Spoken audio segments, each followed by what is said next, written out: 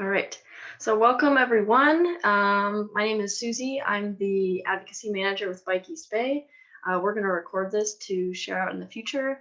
This is the second of our series on family biking. The first one was a panel on carrying your kids or small people on cargo, so like in trailers and on cargo bikes. So that first one is on YouTube, and we can send that in the follow-up email. And today we're going to be talking about teaching people how to ride bikes for the first time, or learning how to ride a bike for the first time. The focus is sort of on children, but this method and the discussion is basically applicable to anybody who's trying to learn how to ride a bike for the first time. And Binky Bay also is doing in-person learn to ride classes for adults again. So you can find all that info on our website. So we have our panelists, Nora Dye, Binky Brown, and R.B. Burnett here with us. They are all certified instructors with the Binky Bay Education Program. And we're going to start off with a quick presentation about one method to teach people how to ride bikes. And then we'll transition into a panel discussion. Feel free at any point to put your questions into the chat box or the Q&A, and I will sort of shout them out to the instructors as it makes sense. So if you all are ready, I will share my screen and we can get started.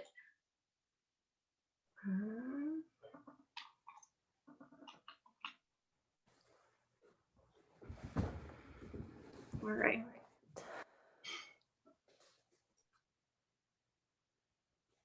Okay. Hi, this is Binky Brown.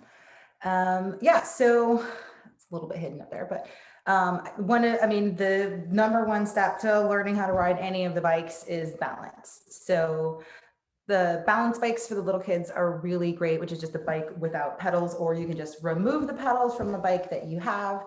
And the point is just to get them comfortable moving forwards and just being on the bike. So having them sit, put their weight on the seat and just kind of like rolling forwards or moving forwards, and using hills can be another way. And you really just want to get them comfortable. One other thing I like to do for adults as well is to also just get them comfortable with the bike at that point. So even just standing next to the bike and walking with it and feeling how the bike moves before you even get on it as an adult can be helpful. Kids tend to just jump on it and be pretty good at that.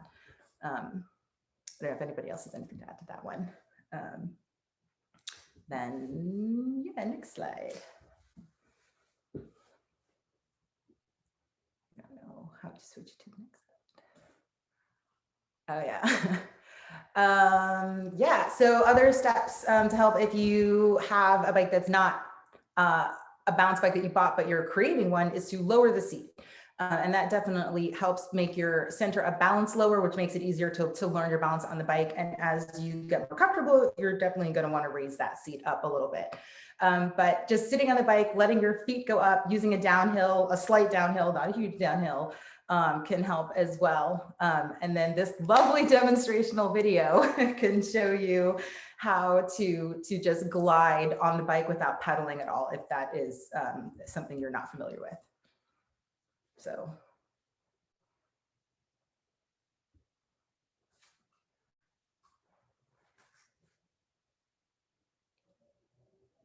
Yeah.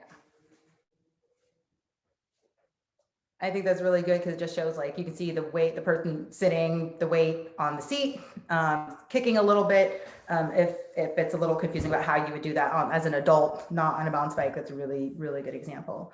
And I think that one other thing that's kind of helpful at this point too is just getting the concept that you definitely want to sit on the seat, and that the handlebars is for steering. So this is a good, once they kind of are going a little bit and they kind of got that balance, is just making sure the child or whoever is learning can move the handlebars just a little bit to understand what direction they're going in, to try to focus on one point and then go towards that.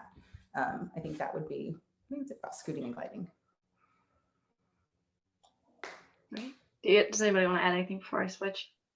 The one thing I might add is that one of the things that happens for folks who are just learning to ride sometimes is that they really think the handlebars help them with the balance. But the reason why, like, folks can ride bikes with no hands is that you don't actually need your hands at all to balance. The balance on a bike is coming from your center of gravity, which is below your waist when you're sitting on a bike. And so one thing that can be helpful is getting whoever you're teaching to try to keep their arms pretty, like, we say strong, not noodle arm, and try to have like a good space in between your chest and the handlebars. And you want to think about like kind of sitting up on the bike instead of being hunched over, and that can really help with balance as well. Because when people start moving the handlebars around and keep your balance, that's basically a recipe for falling over. And so you want to think about the balance coming from your lower half and shifting your weight instead of moving your hands. I'd also just add, oh, RB, go ahead. Did you want to add something, RB? Yeah, I mean, I wanted to add about like keeping your head up. I notice like a lot when I teach people, like they tend to look at the ground or they tend to look to the side of them, but keeping their head up and focusing on moving the bike forward, that's definitely an important thing to keep in mind when learning to ride a bike. Yeah, totally. All right. Should I move on, guys? Yeah? Okay. Yep.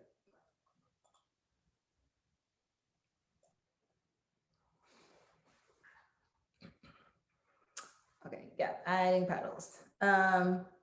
So yeah, if you have a bike that you took the pedals off of, there's a couple different methods. And obviously there's a couple different tools. You also might need to put the pedals back on. One could be a pedal wrench and the other one might just be an Allen key, and just making sure that you put those pedals on in the direction, as Susie mentioned earlier, that the bike is moving forwards. It is difficult to sometimes remember which way those pedals screw on, but making sure you put they are also say which is left and right. Make sure you're putting the correct pedal on the correct side, and that they're always screwing in towards the direction that the bike is moving, is very important. Also, so yeah, so a couple different methods. Some people want to put on one pedal to start. Some people do two. And I feel like this one kind of goes into the next slide, but trying to put your feet on the pedals is definitely the next step. But I think that then unless somebody else wants to jump on to add something for this, it really is in the next slide. If somebody wants to jump on.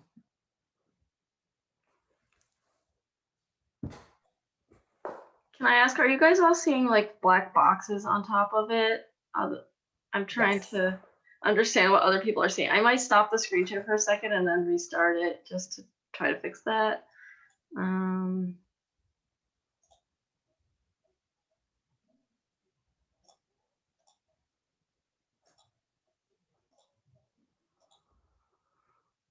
Is it still doing it? Yes. It's still doing it. All right, now there's only one. It's better. Oh no, now there's two. Okay. I don't know what that is or what you're seeing, but now it's better. All right. Okay. I will move on. Okay, awesome. Power pedal position. This is a really great way to get people used to getting on the bike. It sets up your whichever foot you're going to start with the most power, so that you can actually start pushing that bike forwards. And obviously the pedals really just keep you moving forwards, right? So like Nora said, your balance is more on the seat.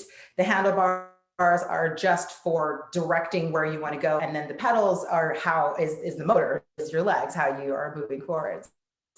And so the power pedal position is like in the image where whichever is your foot that you're going to start out with, you're going to make that pedal kind of like level, so that because as the two pedals are next to each other, you want to make them kind of parallel to the ground, and then step on one. And I have found that, I mean, more for adults, I think, once again, you tend to grasp it a little bit faster, but people tend to try to put their second foot up immediately. And that is something you might want to try to avoid doing. because normally you would try to put your foot down when your other foot has reached the bottom, which is not a good spot. So I like to think of it this way. When you use the power pedal position, you want to think of it like you're kicking. And then once your foot is behind you, that's when you're going to pick up your other foot and put it on the pedals. Because otherwise you just find it really awkward to put your feet on. You're focusing on your feet and then you've lost your balance. So yeah, you want to make sure you've got the gliding down, the steering down, definitely got some braking down now that you're going to be gaining some speed, and then focus on just practicing putting that first power pedal down and then gliding. And then second would be focus on kicking it back so that once you've done that power pedal, it is behind you, and then you can put that other foot up. But that's the method that I have used for people trying to get that on. And I'm sure everyone else has another method as well that they teach how to do that. Somebody wants to jump in there.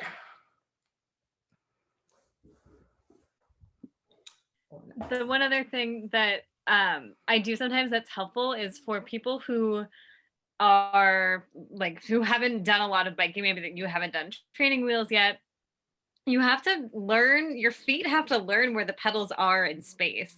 It's not super easy. And as RB was saying, like, it's important to keep your eyes up. And so sometimes I'll actually like hold the handlebars and balance the bike for them while they practice putting their feet on and then off and on and off. And so they can learn where that pedal is in space. Because if you've been biking for a long time, you but in the beginning you're kind of like, where is it? I don't know. And if you're looking down, you're not going to be able to keep your balance. And that set of things, I think, is really like, once you learn how to do that, you can ride a bike. But it's getting your both feet on the pedals and then continuing to pedal that I think a lot of people get a little stuck there. And so helping them learn where their feet need to go can help them kind of get over that hump.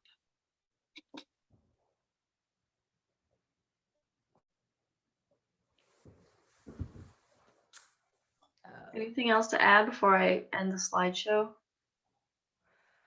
I would just add one thing that I just think was kind of silly. So when my kid was learning, was actually at a rodeo, and it was one of those things where it's like you put the kid with the other kids that are doing it and they really want to learn how to do it. So they're super motivated because they want to ride the bike. And she actually utilized an uphill to help herself learn.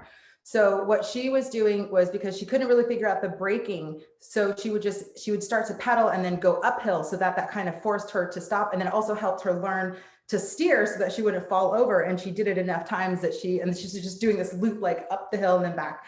And so it was interesting because I never would have thought to use an uphill, but that can also be helpful too, like the downhill for learning how to balance, and I think the uphill for learning how to pedal without going too fast, because I think that was what she was trying to avoid, was going too fast before she could figure it out. And it worked, and she taught herself how to ride like that day. So and you could use all kinds of methods, all kinds of methods. Awesome. Oh, go ahead, RB, sorry. I mean, I just wanted to add, like, when I teaching my kids like the power pedal, I do what most of us do when we teach rodeos, a slow race. So first we had a slow race without pedals. Then we had a slow race with them with pedals and training wheel. And then now they're transitioning to having a slow race without training wheels and just pedals, and learning how to balance themselves. Can you summarize what a slow race is briefly? So a slow race, usually when we teach a bike rodeo, we usually draw like five like racing lanes, and then like whoever the slowest to get to the end without taking their feet off the pedal usually wins. Yeah, super good way to practice controlling the bike without moving too fast. Right. It's because I never even really thought about that. That's true. Like, make them go slow, and then you're gonna have to have that balance. Yeah. I've also used to do like one power pedal and then see how far you can go just on that one power pedal. It's another way to kind of practice getting that oomph to start. All right, I'm gonna end this, and then we can start going through some And for folks in the audience, feel free to just pop questions into the chat box at any time. I wanted to ask you all, so I can sort of name some typical things that some people do, and you can sort of share your thoughts on it. So there's like the holding the seat approach. Do you have any experience with, using like stabilizing the bike and pushing forward by the seat, or any thoughts about that?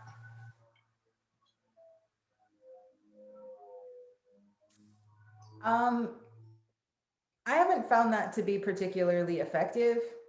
I feel like that, it might be for someone, but I tend to feel like a more hands-off approach can be more helpful. I think kind of like what Nora had said about doing things where you're not moving and you're holding the bike still and just allowing the person to understand where they are physically with the bike, I think is helpful.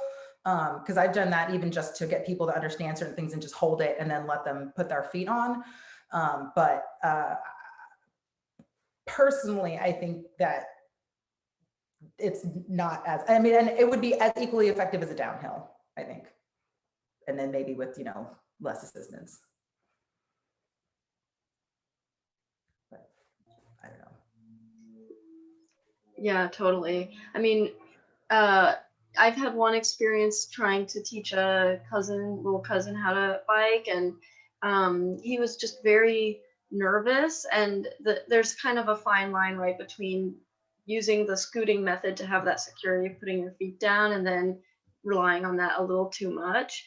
Can anybody offer some insight about, how to deal with a situation where a young person might be feeling just very anxious and put their feet down a lot, and kind of ways to get accustomed to letting a little bit of speed pick up?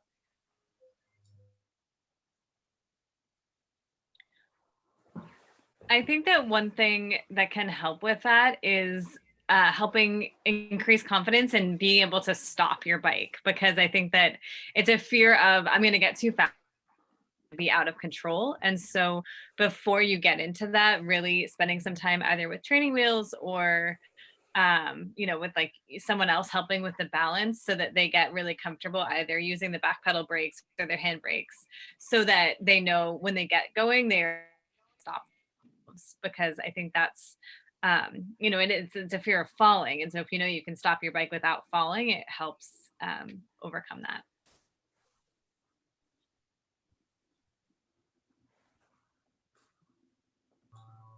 I see a question. Oh, well, I guess I can answer that too.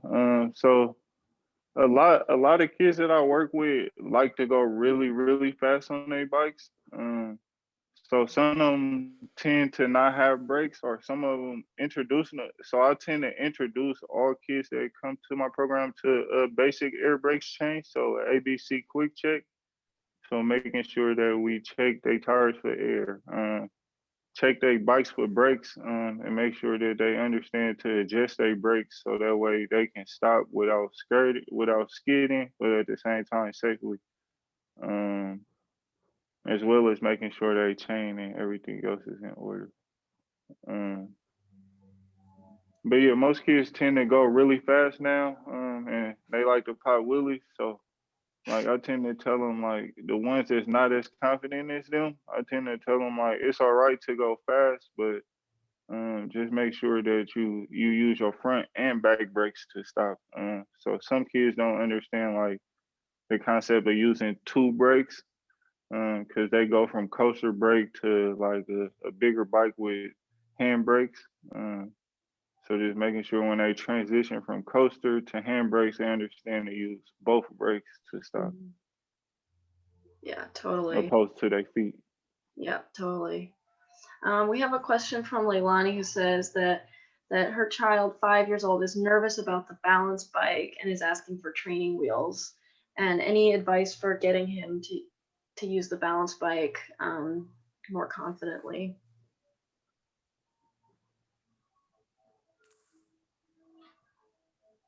One thing that I say sometimes to everyone is that, when you're a little baby, you how to crawl, and then you learn how to walk. And when you're walking, you're balancing on your two legs, which is a pretty like complicated thing to do. And when you're learning how to ride a bike, all you're doing is moving that ability to balance from your feet to the bike. And so you already know how to balance. You just have to learn how to do it on a bicycle. And connecting it to a skill they already have can sometimes be helpful to help them feel like, oh, okay, I guess I do know how to do it. That's maybe just like a framing thing. Binky, you were going to say something?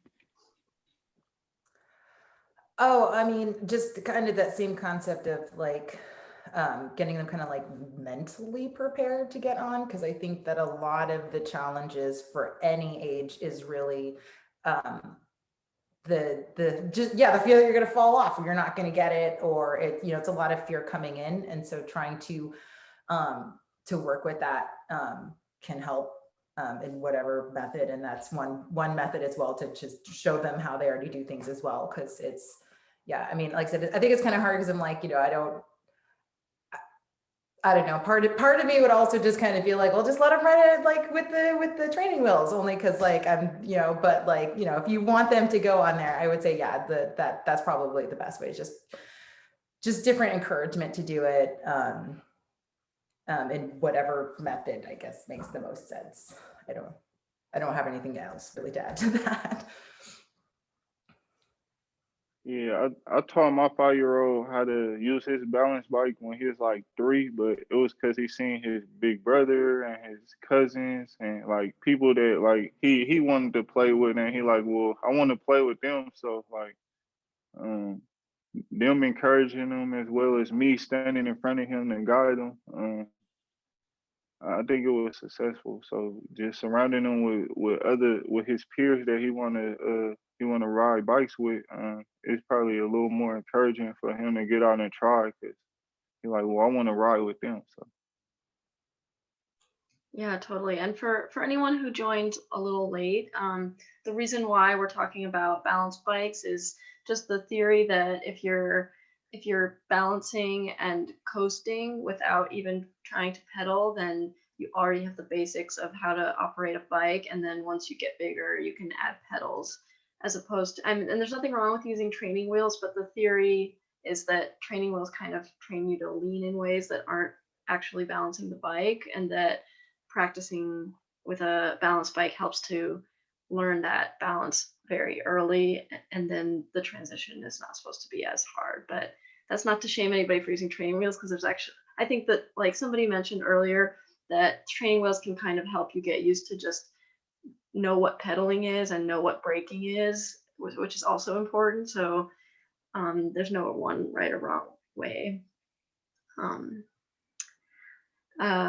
So if nobody has anything else on that, I want to ask if anyone has like favorite places to take new learners to practice, whether there's like that perfect little downslope somewhere that you know of, or a particular schoolyard or trail that's particularly comfortable and safe that you're familiar with. well, I guess I'll go. I got a lot of favorite places. Even though we got lacking infrastructure where I live. 81st Library, we got a nice parking lot, so we did a couple bike rodeos there. We got 2 schools that's next door, so we partnered with Safe Routes to School and did some stuff in that parking lot. We also got a nice Martin Luther King Regional Shoreline on the other side of the freeway from us. So I tend to take my kids and encourage families that live in East Oakland to ride their bikes there as a family or as a group. And then my favorite one is 90th Avenue on the Scraper Bikeway. It's the first center ran bike lane in Oakland. So I go and I take people out there and ride it. It's brightly painted and it's a nice scenery. So I enjoy it a lot. I got to ride on that for the first time the other day. It was so cool. I just like came up on it. I heard about it, but I didn't know where it was. And then I was like, oh, I'm here. It was really cool. I want a second. I'm in Fruitvale, and so MLK Shoreline is also really close by. There's also a great bike path along the shoreline in Alameda.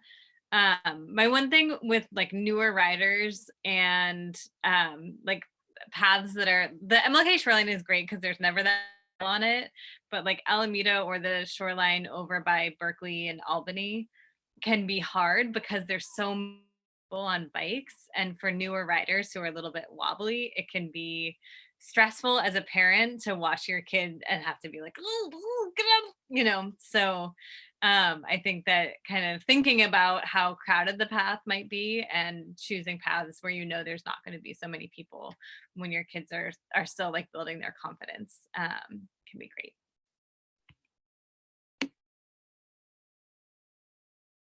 Yeah, I think you all covered it. And I would say that that's definitely real because I have seen some people letting their little kids ride on the Bay Bridge Trail right at the bottom of the bridge where everyone is flying down that hill and the little baby, I'm like, what is happening? So yes, definitely make sure it is not a populated area or where people are going to be riding real fast. But yeah, those are some great spots you guys.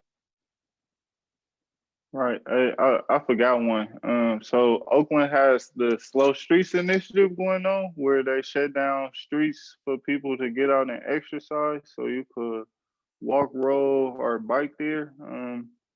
I like to utilize it to ride bikes. It makes me feel confident as a parent that it's somewhere that I could take my kids and it's not high car traffic and they can go out and ride in the street. And enjoy the nice Oakland weather. Right on, for sure. Yeah, that balance between transitioning from a totally empty space to one with other people can be a little bit challenging. One other thing I'd recommend is when you're learning to ride, whether it's in a parking lot or in like a schoolyard or something, take advantage of like straight lines that are there, whether it's like the basketball court or the parking stalls or something. And you can have new learners practice riding in as straight of a line as possible. And that way, when they get to the bike path, it's not so overwhelming to try to hold a line, because that can be part of the challenge with that. Yeah, can I just, one thing I was thinking about really quick was also the potential challenge, like one that I had, which was having a small kid, not having a car, and being near a bunch of busy streets.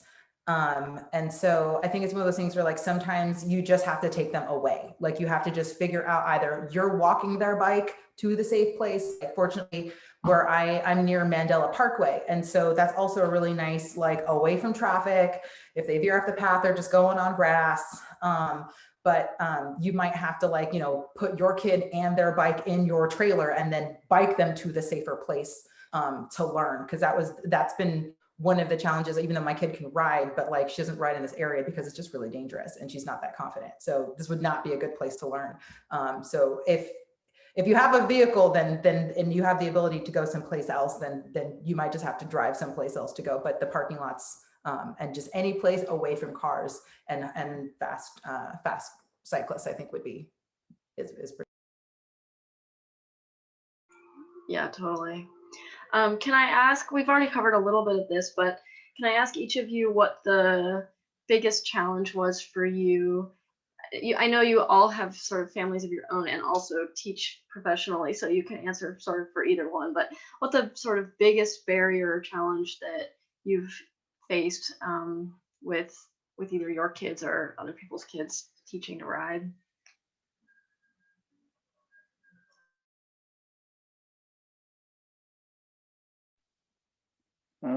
I mean, honestly, my biggest barrier is our lack of bike infrastructure in East Oakland. So since we don't have a connected bike network in East Oakland, it just make it a little difficult, like to navigate around, especially for less confident cyclists. Like when we ride, we pretty confident, like we take the lane. But for people that's not riding with us, that's not as confident, they might not want to take the lane, or the bike lane might lead them somewhere, but eventually the bike lane might end. So that been the biggest complication with like teaching people in my neighborhood. But my biggest complication with teaching my kids is one go this way and the other one go this way. And then it's like, well, I'm trying to teach them to ride together, but like one want to ride faster than the other one want to ride, and then it just complicates it. So you just have to make sure you got a big open area where, like, if they want to ride separate ways, they could go their own direction safely. And then like teaching other people kids or teaching other people, I usually don't have too much complications because I like to help people. So being able to know at the end of the day, like I helped them learn something, whether it was teaching them to learn to ride or it was teaching them to do a bike safety maneuver, you feel me, like a quick turn or a rock dodge or something like that. Just being able to know I help someone like that, that's the best part.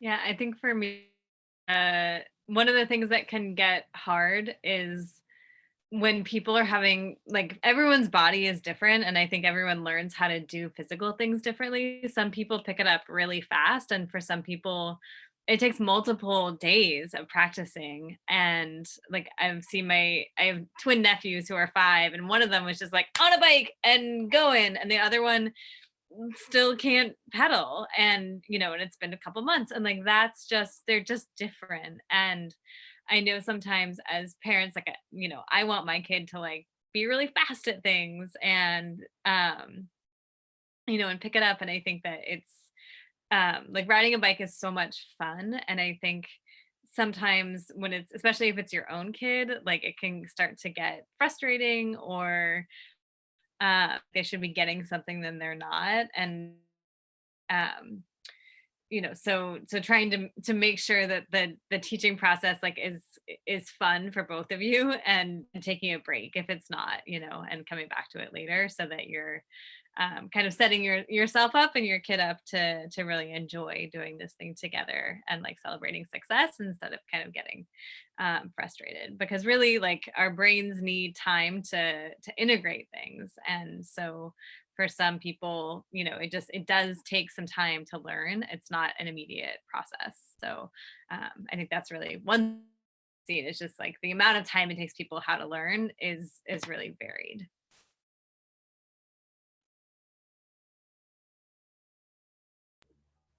Yeah, I think that's kind of what I was gonna go off of, is like, I think the things that I've seen, and obviously a little more has been with adults, but is either just the fear and the mentality, the fact that, I mean, the fact that there's a saying called "it's like riding a bicycle," and that we use that saying as if it's that easy for everyone. And so when someone is not having the easiest time, they think there's something wrong with them, but there isn't. Like Nora was saying, it's just, everybody's different. And so one of the things that I think I've come across with people is the not getting it, or maybe they start to get one part of it, but they haven't gotten as far as other people. And then just being like, it's just about practice, like, and just kind of letting people realize that you just might need more practice, and that's okay. I think that really I've felt like the people I've met people coming in with, or youth coming in with either just the challenge of just assuming that they're not going to be able to do it, or being frustrated once they begin that they haven't advanced as quickly as they would like. And so just talking to people and making them understand. And I know that sometimes someone had even come up and they were saying that there had been relatives that had like made them feel bad for not riding a bike. So that person had an added challenge, that not only did they feel bad, but they felt like judged. So it was really hard for them. But I know that a lot of it was that they came in thinking they couldn't do it. And so, and you can obviously, you can only talk to somebody so much about that. But I think that it really is about, a lot of it is just getting people in the right mindset as well. If that is their issue, just recognizing that, yeah, everyone's different. So you're going to learn a little differently, and maybe it takes a little bit longer, and that's okay. Can I ask a follow-up question about sort of young people who are either siblings or related or in the same class or something, who are sort of experiencing the process super differently. And Nora, you mentioned your nephews, but like, did that ever cause conflict? And is there certain sort of advice you can have about dealing with, you know, one person getting jealous or frustrated by the difference between them and their peers? RB, I don't know, maybe you have thoughts about this too, about like that fine line between being encouraged by peers or being frustrated by maybe falling behind in pace or something like that.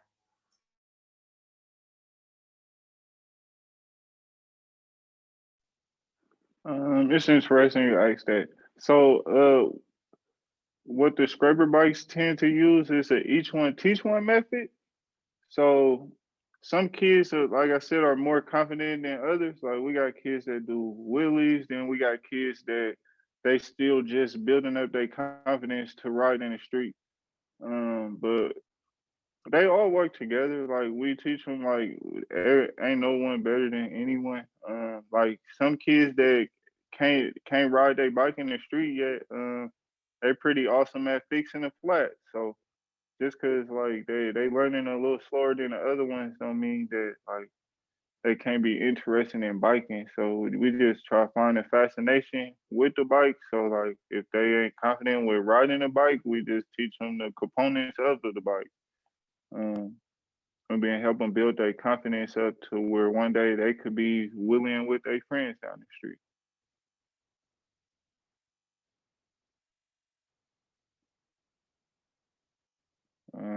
And it's a little different for teens, in my opinion, because like some teens, like the ones that really ride their bike every day versus the ones that like don't ride their bike every day. But majority of kids ride their bike every day because like we encourage it to be like their main mode of transportation, even though it's a transportation alternative besides riding a bus or other stuff. So yeah. Binky or Nora, do you have anything to add about peers? Yeah, I have a unique perspective of having been a twin who did not have the same abilities as my sibling. So, I mean, I guess I'm still a twin, but, and I think it really goes kind of what RB was saying, which is focus that they are good at something else. Not that they can't do the thing, but that really is what it is. And I think sometimes, especially, and I'm speaking as the troubled one, like, so, you know, it helps to pull away sometimes, love the other one who's got it, do their thing. And then, and then just encourage the other one separately. And then using, the fact that, you're, look at all these other things you're great at and you do this and, they can't do that, but you like there's a lot of talking up. I think that a lot of it is, I mean, I think I've said that through half of this, because it really feels like it is just getting, for some people is really just getting into that mindset. So I would say that occasionally, depending on the situation, not having them be together can be more helpful, and having them, and then bringing them together when they can do the things that they're really good at, but teaching them maybe at a different time would be more helpful for the child that is having a little bit of a struggle.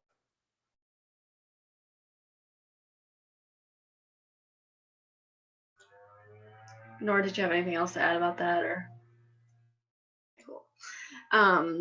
Yeah, I want to kind of return to the getting oriented with the bike part. I think we covered this a little bit at the beginning of the slideshow about sort of just stepping on and off and practicing the brakes. Are there any other strategies that you all use as far as like the physical object of the bike and helping new learners get oriented with it? I don't know, like I'm thinking about the thing about taking the wheel off and showing how it rolls by itself, but I don't know if there's other tips that you have related to getting used to this kind of awkward object, what feels like an awkward object at the beginning.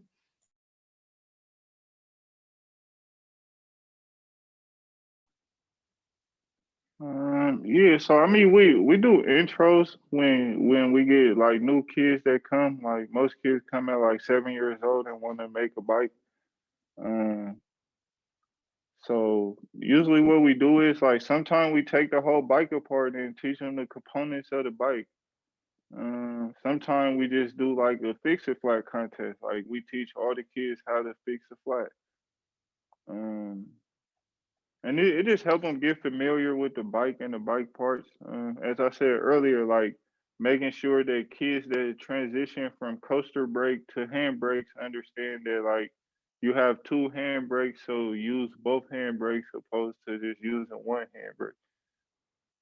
Just getting them familiar with just familiar, confident with a bike.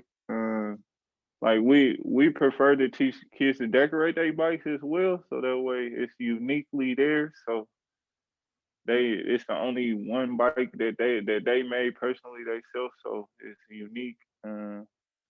And that's an encouraging factor for them to ride it too, cause like, well, I got this nice shiny bike, so now I'm gonna look at it, talk and ride it, but I'm gonna ride it because it looked nice. So.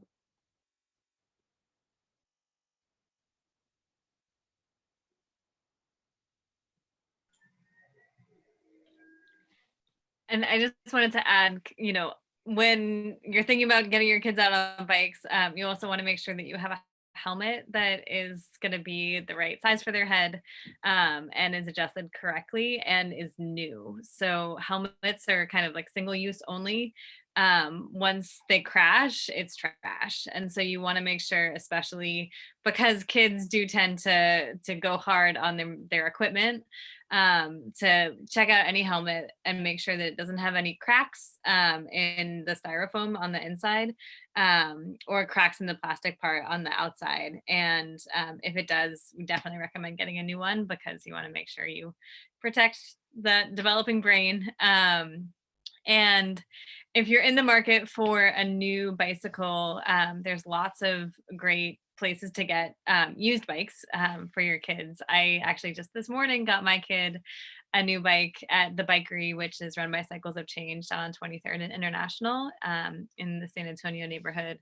And they have a ton of kids bikes right now. They're donation based. And so if you need, like my kid was on a little tiny balance bike and has been asking for a bike with pedals. And so we got her a bike with pedals today, which I'm really excited about. So that's a great resource. And also lots of other new and used bike shops around, and they'll often do trade-ins for kids bikes, and so if you have one that is too small for your kiddo, you can bring it and get a new one if you're going to go to a different shop. Do any of you have opinions about whether a child's first bike should have pedal brakes or hand brakes? I know I have opinions, but I want to hear your opinions first.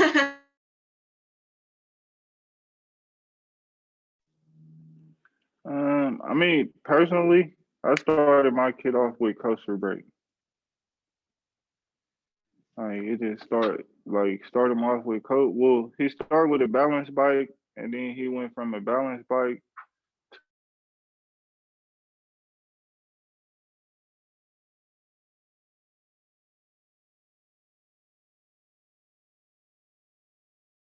Hey, RB, I think we lost your audio. Can you guys hear him? We still can't hear you. No, still can't hear you. Here, let me.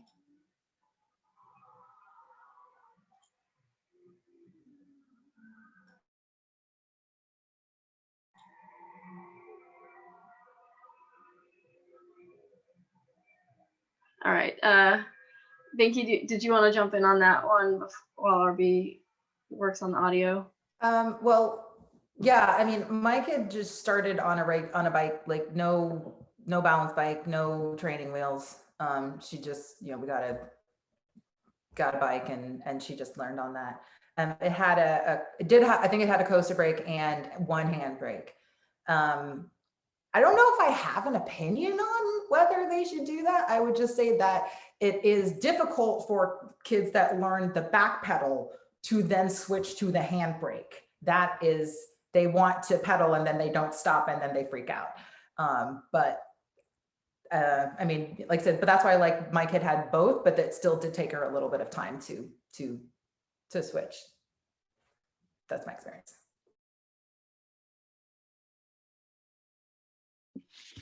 And I think that like either way, knowing how to stop is important. And if they start with a coaster brake and then later get a bike with handbrakes, it's, you know, it's not that hard to teach them how to do it. I do think that if kids are really little, the handbrakes can be hard, especially if they're like, it's hard to make a bike that has handbrakes that they can reach with little hands. And so I think that if they're younger than about 4, it's going to be hard to find a bike that that has handbrakes for that size. Yeah, totally. I've had the coaster brakes are really easy and like secure because it's so sort of like close to your feet body as opposed to being like an additional body part to be working with. The one experience that I've had teaching someone to ride was that they would get the coasting scooting down, and then as soon as they tried to put their feet on the pedals, they didn't. This kid didn't actually understand forward and back, or it was like the difference between forward and back was challenging to practice, and every time he would try to go start pedaling, he would actually just stop. And so that was something to overcome. It's just something to keep in mind of maybe like figuring out some way to lift the back up and let them pedal forward while you're like holding the back wheel up so that they can practice pedaling almost like they're on a stationary bike or something. But with really young kids, sometimes explaining these types of mechanics can be challenging because they don't have the same words that we do. So whatever kind of situation they need to kind of just practice is fine and great. Does anybody in the audience have any questions? You can all feel free to put them into the chat box. We're coming down to about 9 or 10 minutes left, so feel free to just pop questions in. We were just talking about brakes, different types of brakes. Are there any other sort of equipment, sort of different choices that you think that people might need to make as they're, you know, getting a first bike or a leveling up from a balance bike or anything like that? Different considerations when you're choosing?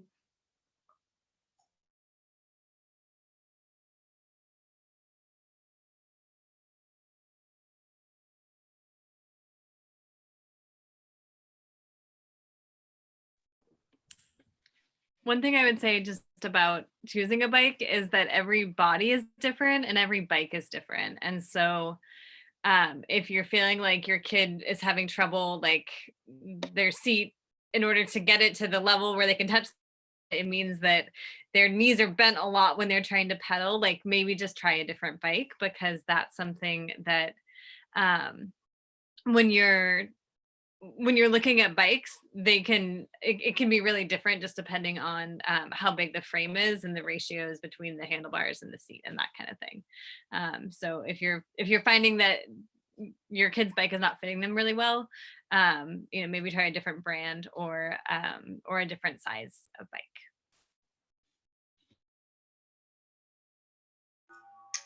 We have a question from Chris, or sorry, Binky, did you want to add something before we answer the question?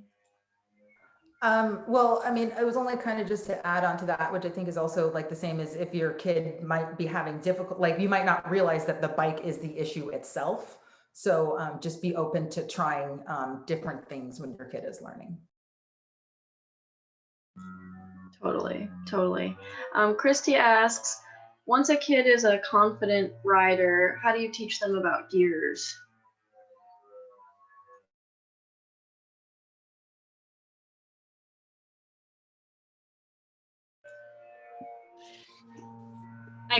I can say what I think. Teaching people about gears is hard. It's not intuitive, and you know, I think like starting with the basics, like your right hand controls the rear of your bike, so your rear gears, and those are for little changes. Your left hand is for big changes. But then really practicing with them, right, and finding a place that has like a little uphill and a little downhill, and encouraging them to change gears as they're riding so that they can experience what it's like to get easier. Most often kids' bikes have grip shifts that have numbers in them. And so then that can make it a lot easier because you can teach them little numbers are easier, big numbers are harder, and they can use that to kind of orient to. But I think that really just the practice of understanding like, okay, when I do this, it makes it easier or harder. And then they'll get that body memory, I think is one way to do it.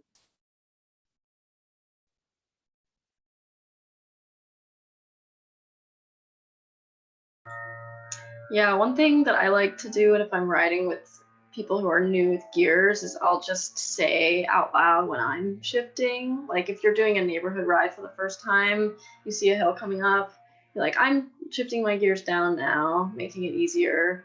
Because sometimes that can be the part that's really frustrating, is if you're trying to do it too late and you're like stuck. So that's kind of, just talking through your process can sometimes help. Let's see.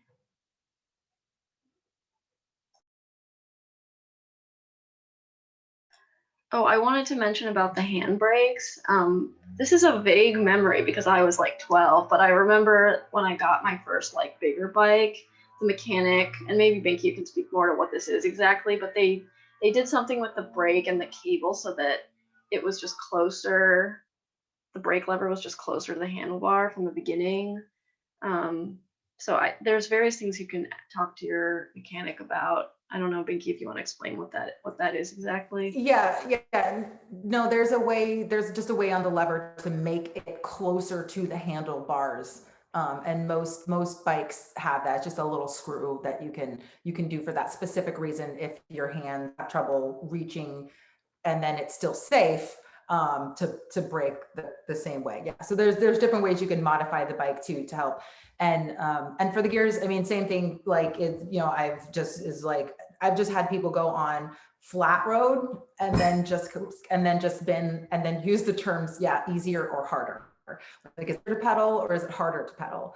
And then, and sometimes you can even have them like, if you are able to lift up the rear and have them just pedal and then you shift through the gears, because sometimes they can also feel what that feels like. So what they're trying to do.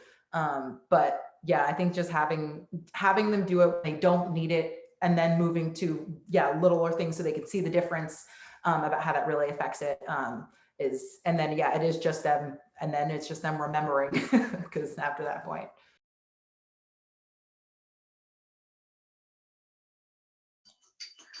Yeah, one thing I'd just jump in on with like gears and brakes is that, it's just that like bikes have a lot of words and name parts and things like that are kind of mechanical, and it's not easy for even adults to understand what exactly is going on, like with the gears and what they do.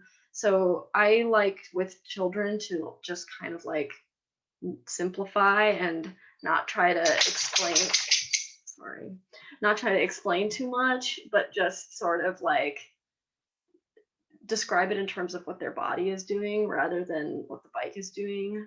And if I want to explain something the bike is doing, to actually like show that on the bike so that it's clear. And I think like there's different types of learners, and some people really want to know exactly like what is the brake attached to that's making it do that, and others are just kind of more intuitive about it and don't care. So I feel like if there's questions coming up, just taking the time to stop and answer them and make sure that the new learner is like confident about how what they're doing is impacting the machine, if that makes sense.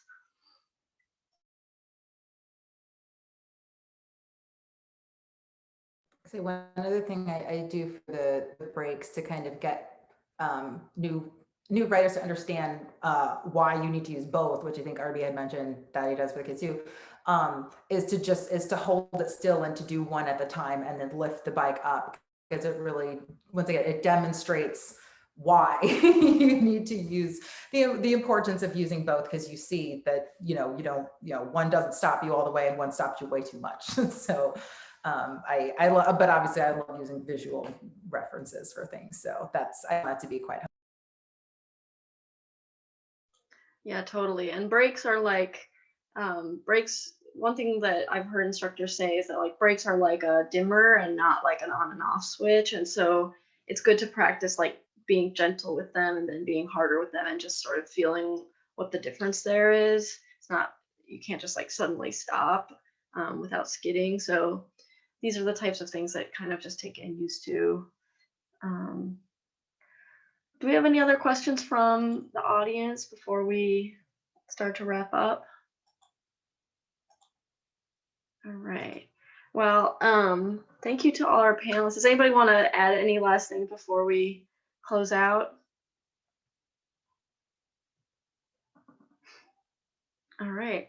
Well, all three of our instructors are part of other programs. Binky from Hard Knox Bikes, Nora from California Field School, and also Transform Safe Routes School, and RB from the Scraper Bike team. So I will send a follow-up to all the participants with information about the great bike stuff that you all are doing. And we also are slowly bringing back in-person classes. This is sort of in lieu of family classes, which we're not doing quite yet in person, but there are a few adult and teenage classes for Learn to Ride and sort of Urban Cycling 101. So feel free to check out the calendar. And we will also be, this is recording, so we'll put it online to share with your friends and family. So thanks, everybody. We're going to send around an evaluation too, if you wouldn't mind sharing your feedback. So yeah, thanks everybody for your participation. Thanks, everybody.